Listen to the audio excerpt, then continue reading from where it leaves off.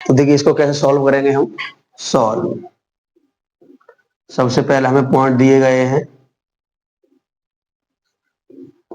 ए के पॉइंट ले लिए 3,2 और बी के पॉइंट है a,-1 एंड बीच की जो डी है इसको डी मान लेंगे, बीच की दूरी है 5। तब फॉर्मूला लगाएंगे d is equal to root में x1 माइनस x2 का whole square plus y1 minus y2 का होल स्क्वायर। ये आपका x1 है, ये आपका y1 है, ये आपका x2 है, ये आपका y2 है और d की वैल्यू आपकी 5 है, d की जगह 5 लगाएंगे। x1 की वैल्यू 3 माइनस का a का whole square plus y2 minus 1, इसको भी होल स्क्वायर 5। इसे मानसी का और इसको लेंगे a square plus B square minus का 2ab। हमारा a का काम कर रहा है 3 और b का काम कर रहा है a, प्लस 2 माइनस 1 प्लस हो जाएगा प्लस का 1 का whole square. 5 is equal to 3 का square 9, a square 3 2 6a plus 3 का square. 5 is equal to root में 9 plus a square minus 6a plus 9। 5 is equal to root में a स्क्वायर माइनस 6a, 9 को add कर देंगे 18। अब लिखेंगे दोनों तरफ वर्ग करने पर, क्योंकि हमें रूट हटाना है, तो इधर हो जाएगा 5 का स्क्वायर, इधर हो जाएगा a square minus 6a plus का 18 का रूट लगा के स्क्वायर करेंगे। ये 25, इससे इसको से रूट हट जाएगा तो जाएगा a square minus 6a plus का 18। तो यहाँ 0 करिए, 25 को उधर ले जाएंगे, a square minus 6a plus का 18 माइनस का 25, तो रह जाएगा a स्क्वायर माइनस का 6a माइनस का, कम कर दीजिए 18 25 में से तो माइनस कितने बचेंगे 17। 17 क्या बचेंगे भाई 7। सीधा करिए इसको, a square minus 6a minus का 7 इज इक्वल टू 0। करिए फैक्टर, a स्क्वायर माइनस का 7 बन जाए 7 प्लस का a माइनस का 7 इज इक्वल टू 0। पेयर बनाइए, यहां से a ले लेंगे कॉमन तो a माइनस का 7 प्लस का 1 कॉमन ले लेंगे तो a माइनस का 7 इज इक्वल टू 0। तो हमारे पास अब बचेगा a माइनस का 7 और एक ब्रैकेट में आ जाएगा a प्लस का 1 is equal to 0।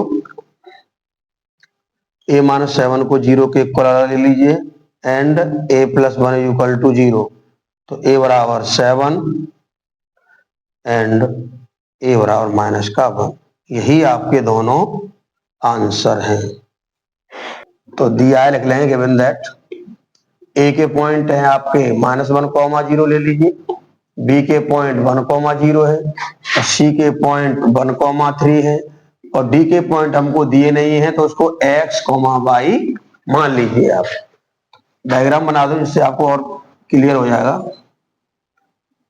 a b c d, a के पॉइंट आपके -1,0, b के पॉइंट 1,0, c के पॉइंट 1,3 और d के x, y। हम क्या करेंगे, इनको डायगोनल विकर्णों को विकर्ण देखिए, एक AC विकर्ण है आपका और एक BD, दो विकर्ण है इसके, दो डायगोनल हैं। तब देखें आप तो हम क्या करेंगे, दोनों डायगोनलों के मिड पॉइंट लेंगे पहले और दोनों को बराबर AC के मध्य बिंदु इज इक्वल टू BD के मध्य बिंदु। मध्य बिंदु का फॉर्मूला मैं आपको यहां लिख दे रहा हूं। मध्य बिंदु निकालते थे होता है x1 plus x2 upon 2 comma y1 plus का y2 अपॉन 2, ये रहता है। लगाइए इसी में, इसी के पॉइंट आप लेंगे तो यह माइनस का 1 प्लस 1 अपॉन 2 0 प्लस का 3 अपॉन 2, ये इसके मिड पॉइंट हो गए। BD के लेंगे तो 1 प्लस x अपॉन 2 और 0 प्लस y अपॉन 2, जे 0 अपॉइंट 2 3 अपॉइंट 2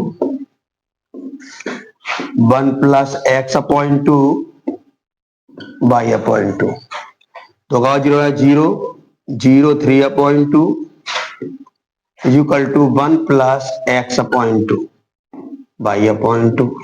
अब हम x की वैल्यू की x की वैल्यू से तुलना कर दीजिए, y की वैल्यू को y की वैल्यू से तुलना कर दीजिए। तो यह लिख दो बस केवल तुलना करने पर, कंपेयरिंग कर देंगे तो आपका हो जाएगा 1 plus X upon 2 equal to 0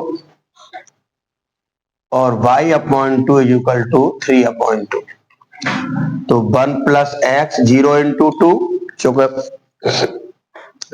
divide संख्या मल्टीप्लाई में जाएगी तो 0 का 0 हो गया, x इक्वल टू प्लस की 1 का 50 माइनस का 1 हो जाएगा। तो एक आंसर तो आपका ये क्लियर हो गया। ऐसे ही 2 से 2 कैंसिल कर दीजिए तो y कितना हो जाएगा 3, ये आपका दूसरा आंसर हो गया।